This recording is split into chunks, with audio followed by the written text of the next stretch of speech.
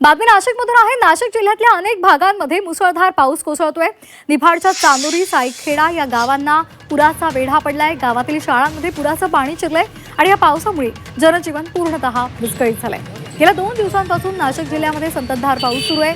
निफाड तालुक्यातील चांदोरी सायखेडा या गावांना पुराच्या पाण्याचा वेढा पडलाय आणि त्यामुळे दोन्ही गावातील जनजीवन विस्कळीत झालंय। शाळांमध्ये पुराचं पाणी साचलेलं आहे आणि त्यामुळे शाळांना सध्या सुट्टी दिलेली आहे।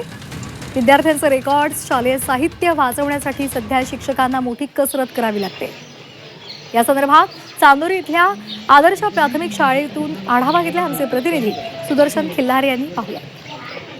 सांग सांग भोलानाथ, पाऊस पडेल काय, शाळेभोवती तळे साठून सुट्टी मिळेल काय, ही कविता आपण लहानपणी ऐकली होती। ती सध्या नाशिकच्या चांदोरी इथे आपल्याला अनुभवायला मिळते। कारण की या ठिकाणी चांदोरी गाव हे पूर्ण पाण्याने वेढलेलं आहे आणि या ठिकाणी सर्वच शाळा, मॉडर्न इंग्लिश स्कूल असेल, आदर्श प्राथमिक शाळा असेल, यासह सर्वच जिल्हा परिषद शाळा असेल, या सर्व शाळा पुराच्या पाण्याने वेढलेल्या आहे आणि त्यामुळे शाळांना सुट्टी देण्यात आलेली आहे। आणि कुठंतरी ही आपण जी कविता ऐकली ती सत्यात उतरते। आता या ठिकाणी चांदोरी गावाला पुराच्या पाण्याचा वेढा बसलाय। प्रशासनाचा अधिकारी असतील, पोलीस असतील घटनास्थळी आहेत। चांदोरी सायखेडा या गावाचा संपर्क देखील तुटलाय, त्यामुळे पोलिसांचाही मोठा बंदोबस्त या ठिकाणी तैनात ठेवण्यात आलेला आहे।